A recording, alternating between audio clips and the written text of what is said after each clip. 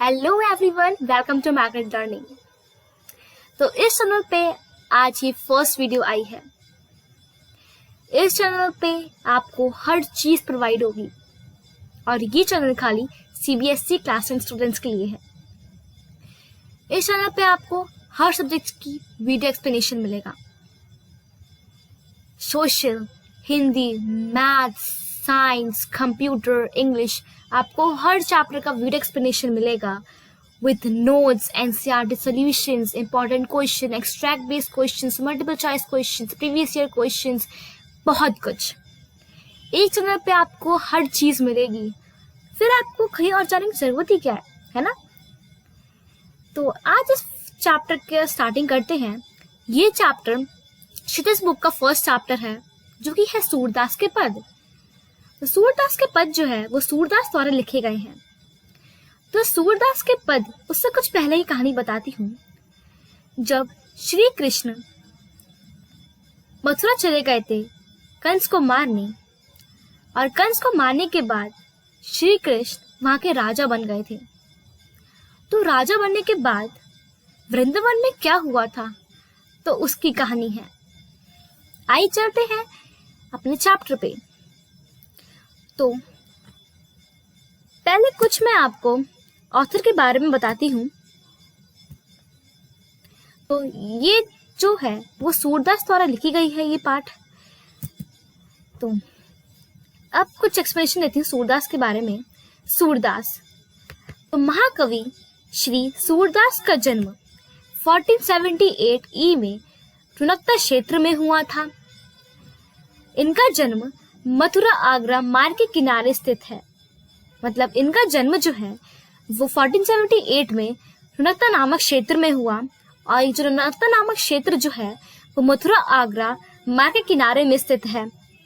कुछ विद्वानों का मत है कि कुछ विद्वानों का कहना है कि सूरदास का जन्म दिल्ली के पास सीही नामक स्थान पर एक निर्धन सात ब्राह्मण परिवार में हुआ था।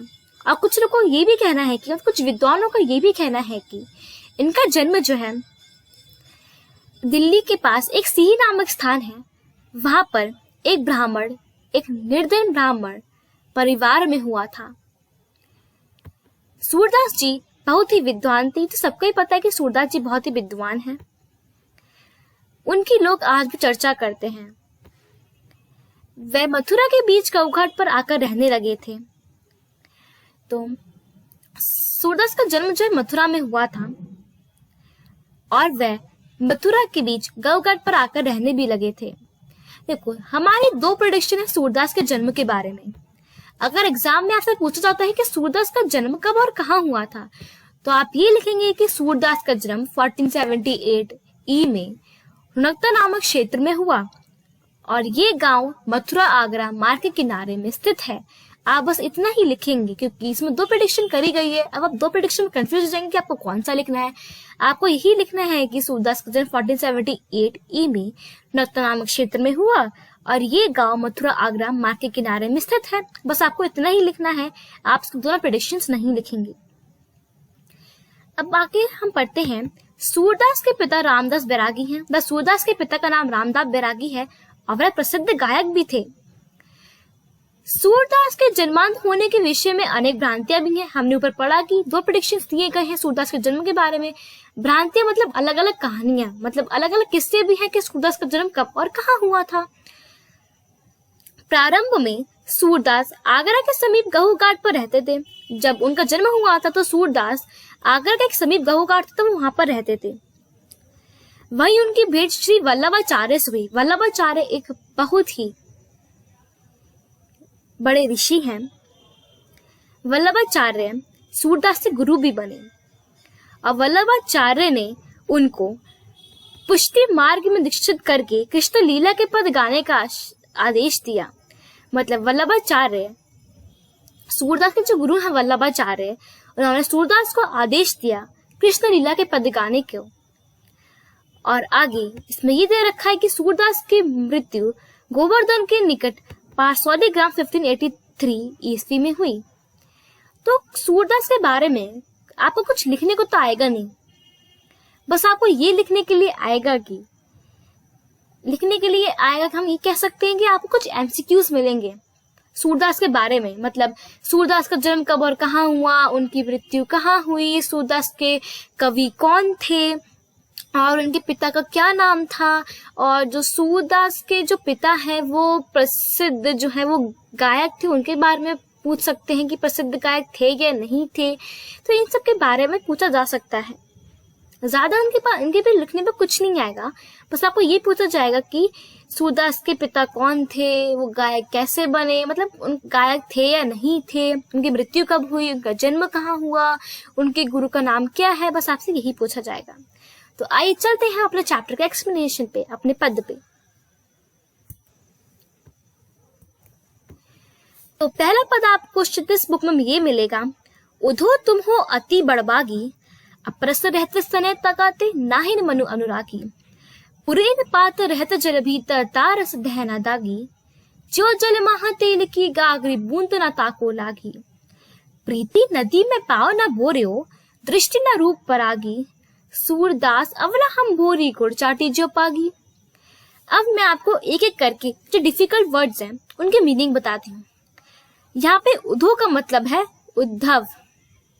आप हाथ से नोट करते हुए चलिए अपनी बुक पे कि उद्धव का क्या मतलब है। उद्धव का मतलब है उद्धव। और बड़बागी का मतलब है भाग्यवान। बड़बागी का क्या मतलब है? भाग्यवान।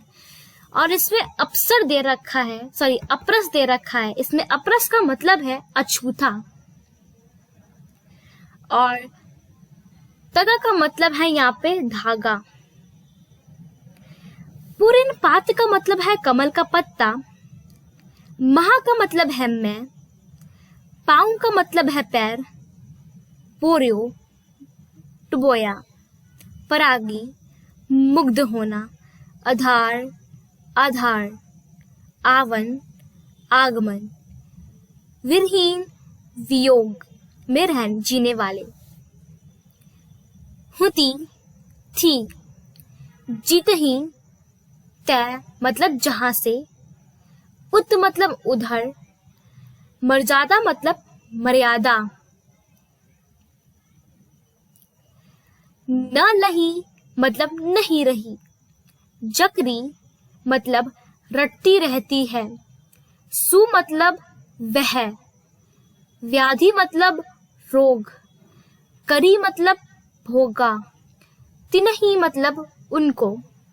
मन चक्री मतलब जिनका मन स्थिर नहीं रहता, जिनका मन स्थिर ना हो। मधुकर भौरा। हुते थे। पठाए भेजा। आगे के मतलब पहले के। परहित दूसरों के कल्याण के लिए। डोलत धाय मतलब घूमते फिरते थे। पाहिए मतलब पा लेंगी। तो मैं समझती हूँ कि जो मैंने आपको डिफिकल्ट वर्ड्स बोले हैं उनके आपने मीनिंग्स सारे लिख लिए होंगे अपनी बुक पे। देखो, अगर आप ये सारे मीनिंग्स लिख लेंगे ना बुक पे, तो जब आप इन चैप्टर का रिवीजन करने बैठेंगे तो आपको सारा चैप्टर जो है एक बार में याद आ जाएगा, कि आपको मतलब पता चल गए हर एक पद के। मैं आपको ये बताती हूँ कि एग्जाम्स में इन सारे जो पद दे रखे हैं ना, उनके आपको एक्सप्लेनेशन भी पूछ सकते हैं, या कोई भी आपको एक पद दे दिया उनका एक्सप्लेनेशन पूछेंगे इस पद में क्या कह रहे हैं, और इस पद पे आपको एक्सट्रैक्ट बेस्ड क्वेश्चंस भी मिलते हैं। तो आइए अब चलते हैं अपने एक्सप्लेनेशन पे। तो इस पद पे ये उत्तर मतलब ये एक्सप्लेनेशन है कि उपरोक्त पंक्तियों में गोपियां उद्धव को व्यंग करते हुए कहती हैं कि व्यंग मतलब एक हास्य करते हुए कहती हैं कि तुम बहुत भाग्यशाली हो जो किसी के प्रेम में नहीं पड़े, अर्थात तुमने कृष्ण से प्रेम नहीं किया। तो इसमें ये गोपियां उद्धव से व्यंग करते हुए कह रही हैं कि उद्धव तुम बहुत भाग्यशाली हो कि तुम कृष्ण के पास रहकर भी तुम्हें उनसे प्रेम नहीं हुआ। तो आगे गोपी कहती हैं कि तुम्हारी दशा कमल के पत्ते के समान है जो हमेशा जल में रहकर भी उसमें पत्ता डूबता नहीं है और तेल के मटके जैसी भी है, जो पानी के संपर्क में आकर भी पानी से खुद को अलग रखता है। तो मैं पूरा इस पंक्ति का मतलब पूरा इस पद का फिर से आपको रिपीट एक्सप्लेनेशन देती हूँ कि गोपियां उद्धव से व्यंग करते हुए कहती हैं कि उद्धव, तुम इतने टाइम से, तुम इतने सालों से कृष्ण के पास रह रहे हो, पर तुम्हें उनसे प्रेम नहीं हुआ। मतलब फिर उसको एक चीज बताते हुए कहती हैं कि मतलब एक चीज से कंपेयर कर रही हैं गोपियां उद्धव को। ये कहती हैं कि तुम्हारी दशा उस कमल के पत्ते के समान है जो हमेशा जल में रहकर भी डूबता नहीं है। मतलब तुम इस कमल के पत्ते के समान हो कि तुम उस जल में रहकर भी डूबते नहीं हो, और तुम उस तेल के मटके के समान हो जो पानी के संपर्क में आकर भी पानी से खुद को अलग रखता है। यही कारण है गोपियां उद्धव को भाग्यशाली समझती हैं, जो कृष्ण के पास रहकर भी उनके प्रेम और स्नेह में वंचित, और उद्धव कृष्ण रूपी प्रेम की नदी के साथ रहते हुए भी उसमें स्नान करने की बात तो दूर, उस पर तो श्री कृष्ण प्रेम की एक छींट भी नहीं पड़ी है। मतलब उसमें एक मतलब दे रखा था आपको, उसमें आपको एक मतलब दे रखा था बड़बागी का, मतलब भाग्यवान। तो भाग्यवान उद्धव को इसलिए कहा गया है कि तुम बहुत भाग्यशाली हो कि तुम कृष्ण के पास रह रहे हो। इससे ना मतलब नहीं है कि तुम किसी से कंपेयर कर रही हैं। वो गोपियां जो है उद्धव को इसलिए भाग्यवान कह रही हैं कि तुम इतने सालों से कृष्ण के पास रह रहे हो, पर तुम भी अभी तक उनके प्रेम से वंचित हो। इसमें दे रखा है कि तुम भी उनके प्रेम और स्नेह से वंचित हो, और उद्धव कृष्ण रूपी प्रेम की नदी के साथ रहते हुए भी उसमें स्नान करने की बात तो दूर, उस पर तो श्री कृष्ण प्रेम की एक छींट भी नहीं पड़ रही। मतलब इसका पूरा एक्सप्लेनेशन करते हुए कह रही हैं कि तुम उस प्रेम की नदी के समान हो, मतलब उस कमल के पत्ते के समान हो कि तुम पानी में तो रह रहे हो, मतलब तुम कृष्ण के पास तो रह रहे हो, मतलब उनके प्रेम में तुम नहीं आए, उनके प्रेम में तुम नहीं पड़े। मतलब तुम उस कमल के पत्ते के जो जल में रहता है, तुम वो डूबता नहीं है, ऐसे तुम उनके प्रेम में नहीं पड़े। मतलब उद्धव कवि कृष्ण के प्रेम का एहसास ही नहीं हुआ। गोपियां खुद को अभागिन नारी समझती हैं क्योंकि वे पूरी तरह कृष्ण के प्रेम में पड़ चुकी हैं। मतलब गोपियां खुद को अभागिन नारी समझती हैं क्योंकि पूरी तरह कृष्ण के प्रेम में पड़ चुकी हैं। उनके अनुसार श्री कृष्ण के साथ रहते हुए भी उद्धव कृष्ण के प्रेम रूपी दरिया में कभी पांव नहीं रखा और उनके रूप सौंदर्य का दर्शन नहीं किया। गोपियां कृष्ण के प्रेम में इस तरह पड़ चुकी हैं मानो जैसे गुड़ में चींटियां लिपटी रहती हैं, वह उनके प्रेम में लीन रहती हैं। तो उसमें गोपियां खुद को अभागिन समझ रही हैं क्योंकि वह कृष्ण से बहुत प्यार करती हैं, मतलब बहुत प्रेम करती हैं। पर श्री कृष्ण उनके साथ नहीं रहते, वे उद्धव के साथ रहते हैं। और इसमें फिर से ये दे रखा है कि कृष्ण के प्रेम रूपी दरिया में मैं कभी पाँव नहीं रखा। मतलब उद्धव ने कभी श्री कृष्ण रूपी प्रेम के दरिया में कहीं उन्होंने पाँव ही नहीं रखा और उनके कभी रूप सौंदर्य का दर्शन नहीं किया। मतलब ये कह रहे हैं कि उद्धव कभी श्री कृष्ण को समझ ही नहीं पाए अच्छे से, पर जो गोपियां हैं वो कृष्ण के प्रेम को समझ चुकी हैं, इसलिए वो उद्धव से कहती हैं कि तुम अभी तक उनके प्रेम को नहीं समझ पाए। मतलब तुमने अभी तक प्रेम रूपी दरिया में पाँव ही नहीं रखा और उनके कभी रूप सौंदर्य का दर्शन ही नहीं किया। गोपियां श्री कृष्ण के प्रेम में इस तरह पड़ चुकी हैं मानो, मतलब गोपियां जो हैं उनको ऐसा प्रेम करती हैं जैसे गुड़ में चींटियां लिपटी रहती हैं। जैसे कि गुड़ मतलब होता है इसमें गुड़ की बात करेंगे कि गुड़ में चींटियां लिपटी रहती है। जैसे गुड़ होता है, गुड़ वैसे कि चींटी जो होती हैं गुड़ को देखे कैसे वो आकर्षित होती हैं गुड़ की तरफ, मीठी चीज की तरफ, ऐसा लगता है उन्हें प्रेम है, उनको चींटियां को उस गुड़ से प्रेम है, ऐसे वो मीठी चीज से जाके चिपक जाती हैं, वह उनके प्रेम में लीन रहती हैं। इसलिए बताया कि जैसे गुड़ में जो चींटी लिपटी रहती हैं वहीं उसी प्रकार जो गोपियां हैं वैसे श्री कृष्ण के प्रेम में लीन रहती है, मतलब श्री कृष्ण के प्रेम में पड़ चुकी है। तो यहाँ पे हमारा फर्स्ट पद का एक्सप्लेनेशन खत्म हो चुका है। आगे हम चलते हैं अपने दूसरे पद की तरफ। अब सेकंड है, मन की मन ही मांझ रही, कहिए जाई कौन पैधो, ना ही परत है कही। अवधि आधार आस आवन की, तन मन विथा सही। अब इन जोग सदै सनी, सुनी सुनी, विरहिनी विरही दही। चाहती हुती ही गुरहि जितहि ते, उततै धार वही। सूरदास अब धीर दरहि क्यों, मर्यादा ना लही। अब इसका एक्सप्लेनेशन की तरफ हम चलते हैं। इसमें गोपियां उद्धव से अपनी पीड़ा बताते हुए कह रही हैं कि जब से श्री कृष्ण गोकुल छोड़कर गए हैं तो उनकी मन की बात मन में ही रह गई है। मतलब जब गोकुल छोड़कर श्री कृष्ण चले गए थे तो गोपियां अपनी पीड़ा व्यक्त करते हुए उद्धव से बोलती हैं कि वह इस आशा में अपने तन मन की पीड़ा को सह रही थी, जब कृष्ण लौट कर आएंगे तो हमारे सारे दुख दूर हो जाएंगे और वे अपने प्रेम को श्री कृष्ण के समक्ष व्यक्त करेंगी।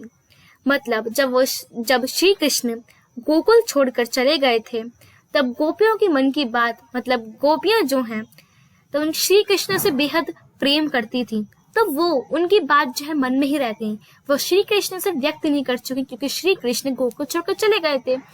तो यही दुख जो है वो गोपियां उद्धव को बता रही हैं कि वे इस आशा से, मतलब उनकी आशा थी कि जब श्री कृष्ण गोकुल लौटकर आएंगे तब गोपियां उनके सामने अपना प्रेम जो है व्यक्त करेंगी। परंतु श्री कृष्ण जी ने हमारे लिए ज्ञान का संदेश भेजकर हमारे दुख को और बढ़ा दिया है। और क्योंकि जब उद्धव जो है वो योग का संदेश लेके आते हैं गोपियों के सामने, अब गोपियों को ये बहुत बुरा लगता है कि उद्धव योग का संदेश लेके आए हैं। उनका मन था कि श्री कृष्ण खुद योग का संदेश लेकर आते तब उनको अच्छा लगता, पर उद्धव लेके आए हैं तो उनका मन जो है वो बहुत ही खराब हो चुका है, मतलब उनका मूड जो है बहुत खराब हो चुका है। इसलिए अपनी पीड़ा जो है वो उद्धव बता रही हैं। वो उनका मानना, उनका आशा थी कि अगर श्री कृष्ण आते तो हम उनको हमारा जो प्रेम था हम उनके सामने व्यक्त कर सकते थे, परंतु श्री कृष्ण नहीं आए। अब हमारा जो प्रेम है वो हमारा मन ही मन में रह गया है, वह किसके सामने व्यक्त करेंगे अपना प्रेम।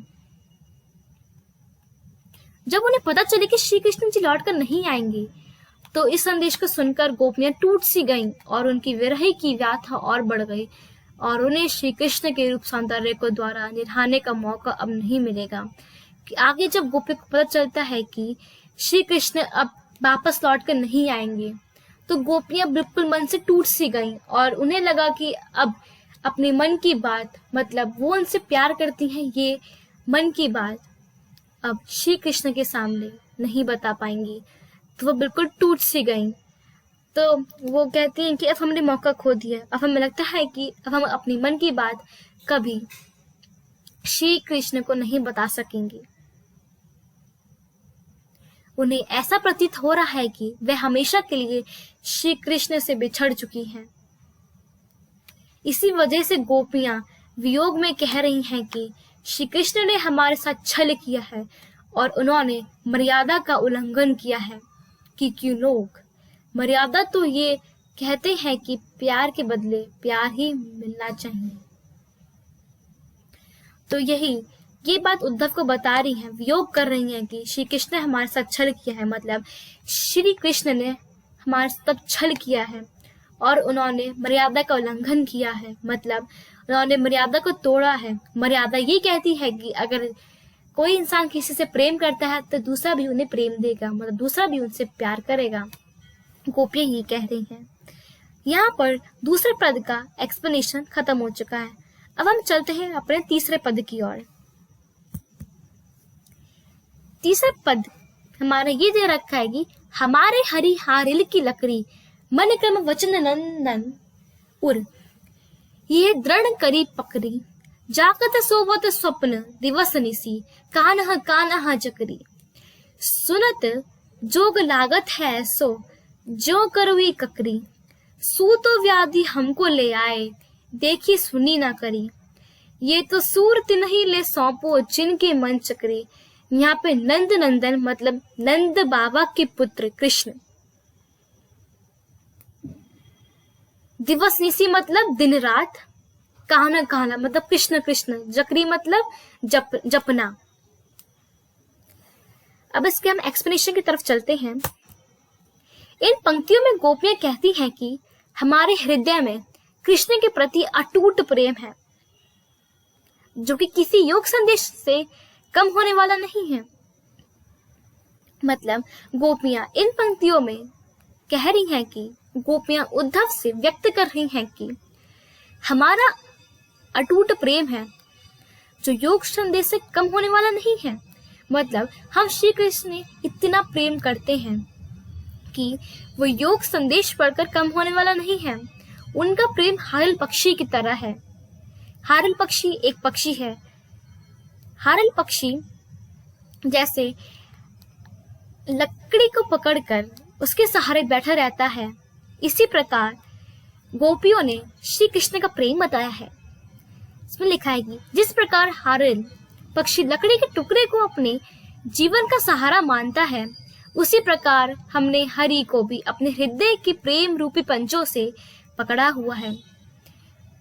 तो इसमें गोपियां कह रही हैं कि जैसे हारिल के पक्षी जो है एक लकड़ी के टुकड़े पे अपना जीवन का गुजारा करता है, वैसी हमारे हृदय में हम कृष्ण का प्रेम लेके गुजारा कर रहे हैं। मतलब हम कृष्ण से इतना प्रेम करते हैं कि हम किसी के बारे में सोच ही नहीं सकते। अब हमारा गुजारा जो है श्री कृष्ण के प्रेम से ही हो सकता है।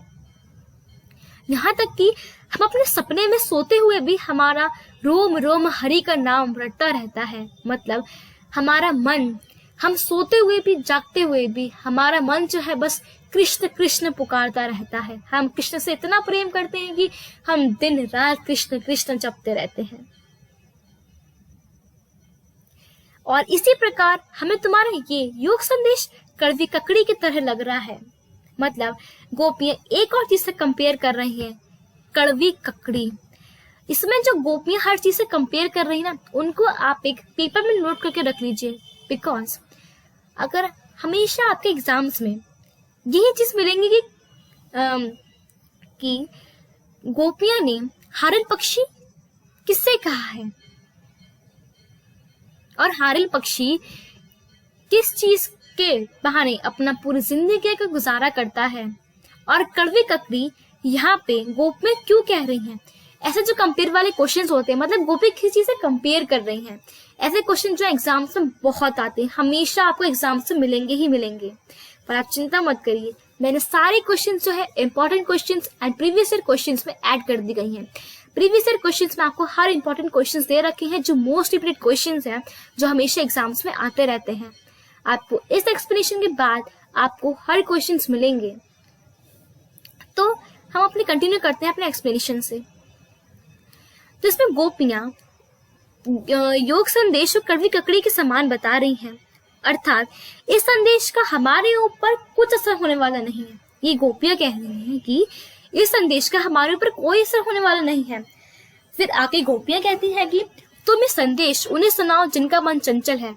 चंचल मतलब जिनका मन अस्थिर है, क्योंकि हमारा मन तो स्थिर है। मतलब इसमें गोपी कह रही है कि हमारा मन जो है वो कृष्ण के प्यार में ही हमेशा बसा रहेगा। मतलब हम हमेशा कृष्ण से प्यार ही करते रहेंगे, हम और किसी से प्यार अब कर ही नहीं सकते।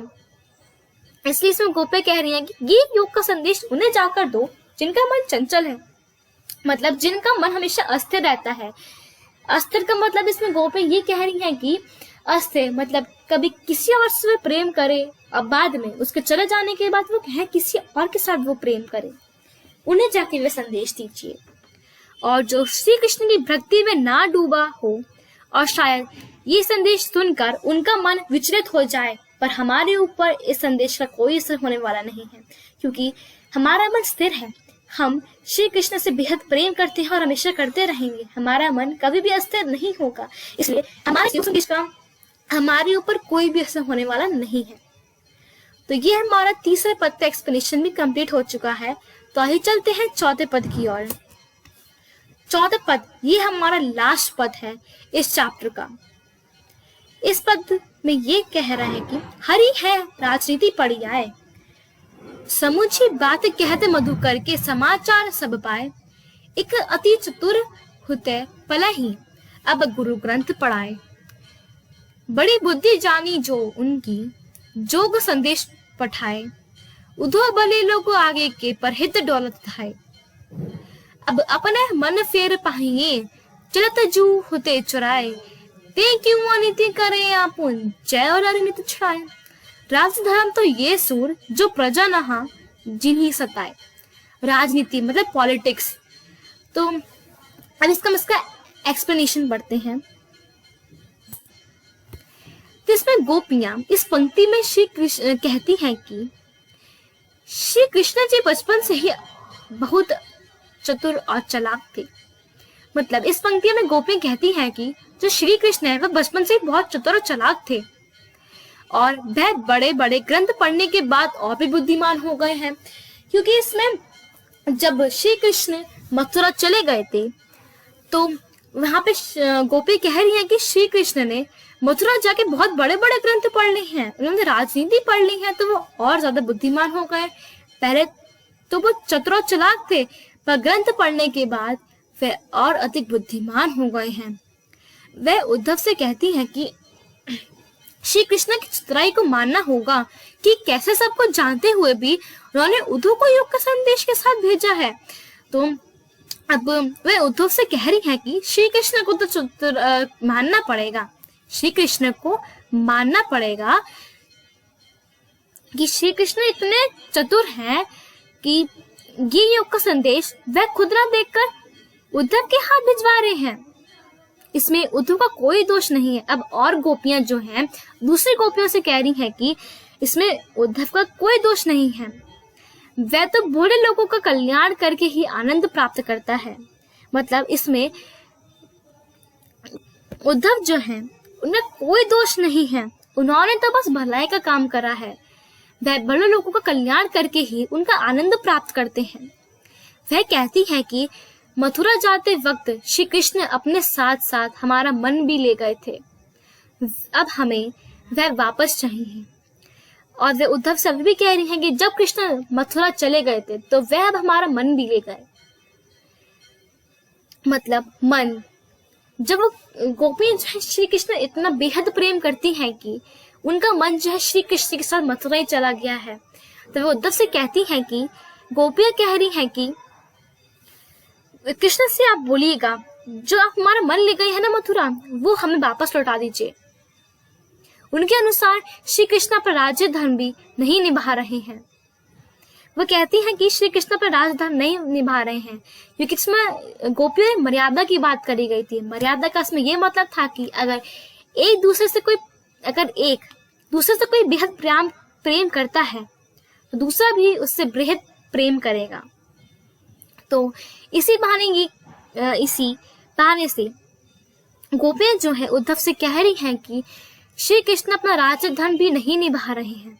एक राज्य का यही धर्म होता है कि वे अपनी प्रजा का ख्याल रखें, उनके सारे दुखों को नष्ट करें, किंतु यहाँ पर कृष्ण ही उनके दुख का कारण बन रहे हैं। इसलिए गोपियां चाहती हैं कि श्री कृष्ण उनके सामने आकर दर्शन दे, उन पर अत्याचार ना करे और उन्हें उनके हृदय की पीड़ा को शांत करें। तो वे उद्धव से इसी बहाने से कह रही हैं कि श्री कृष्ण राजधर्म नहीं निभा रहे हैं। राजा का धर्म हमेशा ये होता है कि वे अपने प्रजा का ख्याल रखे, जैसा प्रजा चाहती है वैसी राजा का धर्म है, वह उस चीज को पूरा करे। इसलिए उद्धव भी कह रहे हैं कि जब आप श्री कृष्ण के पास जाएं तो उनको ये संदेश दे कि गोपी कह रही है कि वे अपना राज धर्म निभाएं, वह वृंदावन आकर मतलब गोकुल आकर दर्शन दें, मतलब गोकुल आकर गोपियों से मिलें और गोपियां उनके सामने बात करेंगी हम उनसे बेहद प्रेम करते हैं। पर अब वो प्रेम नहीं करती, अब वो उद्धव से बोल रही है कि श्री कृष्ण से बोलिएगा हमारा मन लौटा दें और उनके हृदय की पीड़ा को शांत करें। मतलब श्री कृष्ण जो है, जो मथुरा गोपियों का मन जो ले गए थे मथुरा, तो वो उनको वापस लौटा दे गोपियों को और उनके हृदय की पीड़ा को शांत करे। तो ये चैप्टर हमारा यहीं पे खत्म होता है। तो इस चैप्टर में अगर आपको जो भी कोई डाउट्स हो तो वो मुझसे कमेंट बॉक्स में पूछ सकता है। और इसमें मैं आपको पीपीटी में एक कठिन शब्दों की एक आपको पीडीएफ में बना के दे रही हूँ। जो भी कठिन वर्ड्स हैं वो मैंने आपको यहाँ पे सब प्रोवाइड करा दिए मैंने आपको। Thank you so much. अगर आपको मेरी वीडियो पसंद आई हो, अगर आपको मेरा एक्सप्लेनेशन पसंद आए हो तो लाइक कर दें इस वीडियो को और सब्सक्राइब कर दें। मैंने इस डिस्क्रिप्शन बॉक्स पे एक फीडबैक आपको प्रोवाइड करा है, एक फॉर्म प्रोवाइड करा है फीडबैक का। उसमें आप अपने फीडबैक दे सकते हैं। अगर आपको जैसा भी एक्सप्लेनेशन लगा हो, आप अपना जो आपके मन में है वो आप लिख सकते हैं। उसमें जो भी आपको कोई प्रॉब्लम हुई हो इस वीडियो में, जो आपको चीज समझ में नहीं आई हो, तो वो आप लिख सकते हैं। अगर आपको फीडबैक अच्छा लगा हो तो आप वो फीडबैक भी लिख सकते हैं। और हम इस चैनल पे जो भी हम इम्प्रूवमेंट चाहते हैं आप वो भी लिख सकते हैं कि आप क्या इम्प्रूवमेंट चाहते हैं इस चैनल पे। मैं आपका फीडबैक जरूर पढ़ूंगी। जो भी कोई गलतियां होंगी मैं जरूर पूरा करूंगी और आपके फीडबैक को मैं हमेशा पढ़ती रहूंगी। और मैं पूरी मेहनत करूंगी कि जो मिस्टेक्स मुझसे हुई हैं मैं पूरा जरूर करूंगी, इस मिस्टेक्स को अच्छे से करूंगी। क्योंकि ये मेरा फर्स्ट वीडियो है तो मुझे थोड़ी नर्वसनेस में, तो थोड़ा डर भी था कि मैं इस वीडियो को अच्छे से बना पाऊंगी या नहीं बना पाऊंगी। और हाँ, मैं आपको डिस्क्रिप्शन बॉक्स में हर चीज प्रोवाइड कर रही हूँ। मैंने आपको डिस्क्रिप्शन बॉक्स में इस पीपीटी की आपको पीडीएफ बना के दे दिया है। क्योंकि इस पीडीएफ में आपको पद का सब एक्सप्लेनेशन दे रखा है। क्योंकि इस पद का एक्सप्लेनेशन जो होते हैं ना वो बहुत ही इंपॉर्टेंट होते हैं। तब तक आपको इस पद का अर्थ याद नहीं होगा, तब तक आप इस चैप्टर को अच्छे से नहीं समझ सकते। तो मैंने आपको पीडीएफ बना के दे दिया गया है। एक मैंने आपको गूगल फॉर्म दिया है क्विज का। जैसे ही आप इस चैप्टर को कंप्लीट करें, आपका एक्सप्लेनेशन कंप्लीट हो गया हो, इस वीडियो कंप्लीट हो गई हो, तो आप तुरंत जाके उस क्विज को खेलें। तो आपको समझ जाएगा कि आपको कितना अच्छे से याद हुआ है, किस अच्छे से आपको समझ में आया है इस चैप्टर का एक्सप्लेनेशन। और मैंने आपको एक वर्कशीट प्रोवाइड करी है। इस वर्कशीट में आपको एनसीईआरटी सॉल्यूशंस मिलेंगे और आपको इसमें इंपॉर्टेंट क्वेश्चंस मिलेंगे, प्रीवियस ईयर क्वेश्चंस मिलेंगे और आपको इसमें एक्सट्रैक्ट बेस्ड क्वेश्चंस भी मिलेंगे। और जो मैंने आपको हर चीज प्रोवाइड करी है वो सब इंपॉर्टेंट है। आपको पूरी वर्कशीट आप जब याद कर लेंगे ना, आपको चैप्टर तुरंत याद हो जाएगा और आप कोई भी क्वेश्चन का आंसर दे सकते हैं। तो अगर आपको मेरी वीडियो पसंद आई हो तो लाइक करें, शेयर करें, सब्सक्राइब करें। And thank you so much for this video.